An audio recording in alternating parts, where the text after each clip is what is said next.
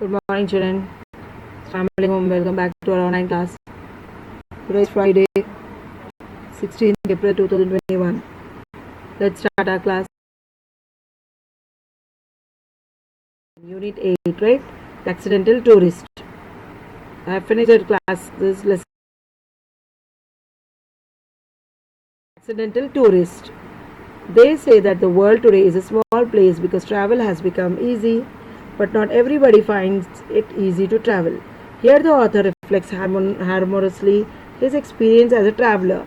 Of all the things I am not very good at, living in the real world is perhaps the most outstanding. I am constantly filled with wonder at the number of things that other people do without any evident difficulty that are pretty much beyond me.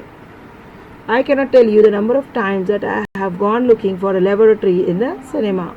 For instance, I ended up standing in an alley on the wrong side of a self-locking door.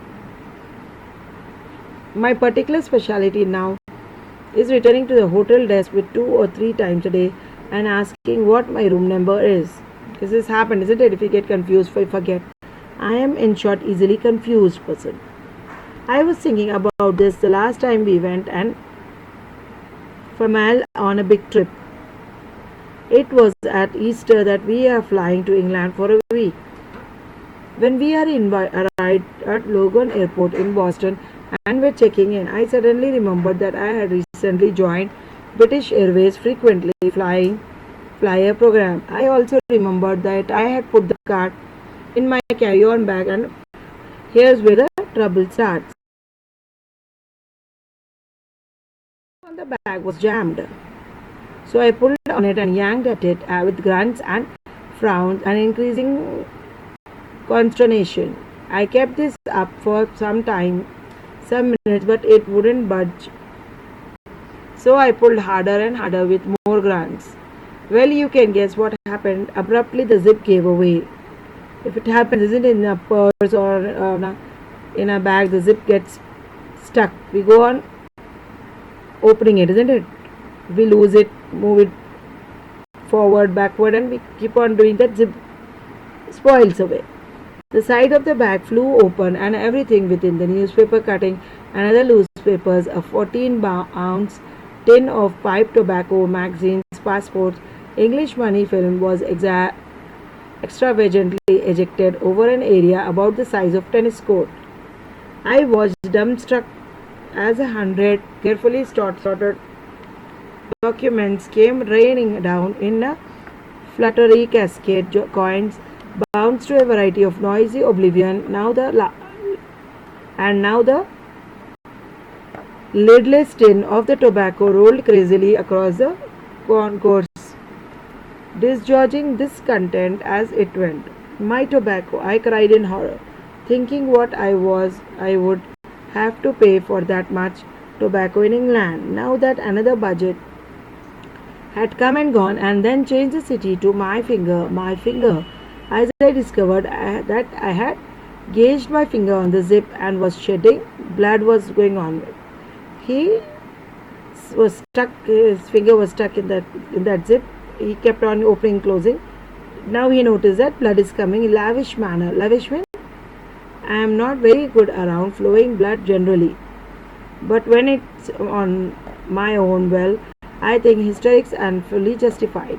Confused and unable to help, my hair went into panic mode. It happens now. Hair becomes up and down. It was at this point that my wife looked at me with an expression of wonder, not anger or expectation, but just simple wonder, and said, "I can't believe you do this for a living, but I am afraid it's so. I always have catastrophes when I travel. Once on an aeroplane, I leaned over to tie a shoelace. Just at that moment, someone in the seat ahead of me threw his seat back into a full recline, and found myself pinned helplessly in the crashed position. It was only by clawing the leg of the man sitting next to me I managed to get myself freed. On other occasions, I knocked a soft drink into the lap of sweet little lady sitting beside me. See the picture here? By mistake, soft drink fell down or the lady beside him on her leg. The flight attendant came and cleaned her up and brought me a replacement drink. And instantly I knocked on to the woman again. To this day, I don't know how I did it. He doesn't understand till now how he did so foolish things. I just remember reaching out for the new drink and watching helplessly as my arm, like some cheap prop in one of those 1950s horror movies with a name like the Undead Limb, violently swept the drink from its perch and onto her lap. The lady shook at me with the stumped, repeatedly drenched and uttered an oath and that started with "oh," finished with "sick," and in between had some words that I had never heard uttered in public before, certainly not by a nun. This, however, was not my worst experience on a plane flight. She's trying to explain the other worst experiences which she saw it. My worst experience was when I was writing important thoughts in a book. Buy socks, clutch drinks carefully, etc. Sucking thoughtfully on the end of my pen, as you do, I fell into conversation with an attractive young lady in the next seat. I amused her for perhaps 20 minutes with a scattering of urban bonds, moths, and then retired to the lavatory where I discovered that the pen had leaked and that my mouth, chin, tongue, teeth, and gums are now a striking scrub resistant navy blue and would remain so for several days. Pen leaked, he doesn't know, he did not realize it. He was talking to that lady only continuously. So you will understand, I trust, when I tell you how much I ache to be a swab. I would love just once in my life to raise from a dinner table without looking as if I have just experienced an extremely localized seismic event, get in a car and close the door without leaving 14 inches of coat outside, wear light colored trouser without discovering at the end of the day that I have at various times sat on chewing gum, ice cream, cough syrup and motor oil. But it is not to be. Now on planes, when the food is delivered, my wife said, "Take the lids off the food for daddy and put your hoods up, children. Daddy is about to cut his meat." Of course, this is only when I am flying with my family and when I am on my own.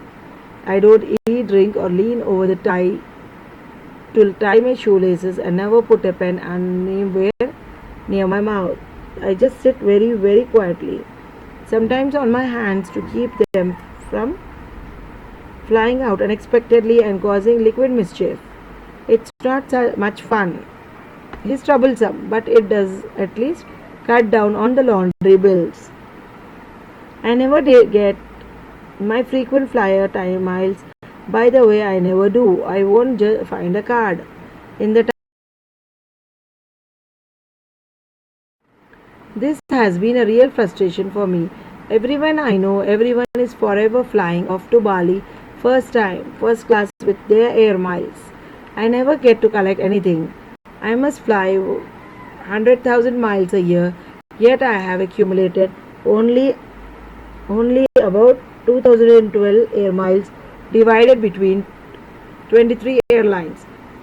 This is because either I forget to ask for the air miles when I check in, or I remember to ask for them, but the airline then manages not to record them, or the check-in clerk informs me that I am not entitled to them. In January, on a flight to Australia, a flight for which I was going to get about 1 million air miles, the clerk shook her head when I presented my card and told me I was not entitled to any. Why? The ticket is in the name of B. Bryson and the card is in the name of W. Bryson. I explained to her the close and venerable relationship between Bill and William, but she won't have it. So I didn't get my air miles. I won't be flying at Bali first class just yet. There's a difference in the name, the surnames. Perhaps just as well, really, I could never go that long. Meanings children glossary. Alley, a narrow passageway between or behind the buildings. And family, with one's family. Grunt, a short low sound in the throat to show pain and anger. Yank, pull with a jerk, but move slightly. Consternation, surprise, shock or anxiety. Extravagantly, very extremely. Oblivion, a state in which one is not aware of what is happening around. Concourse, the open central area in large public building. Disgorging, pour something out in large quantities. Irritation, exasperation. Catastrophe, a sudden event that causes many people suffer. See the home for today, children.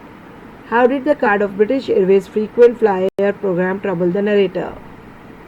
The narrator's wife looked at him with an expression of wonder. What might be the reason? Third question. The narrator lamented that he had met with many catastrophes in his travel. What were they? Do you think they were real catastrophes? How did the narrator free himself from the crash position? Okay. Last question. Do you think narrator's hand were like some cheap prop? If yes, what made you think so? Read the lesson, understand the lesson, and answer the questions by evening 6 o'clock. Assalamu alaikum. Thank you, children. See you in next class.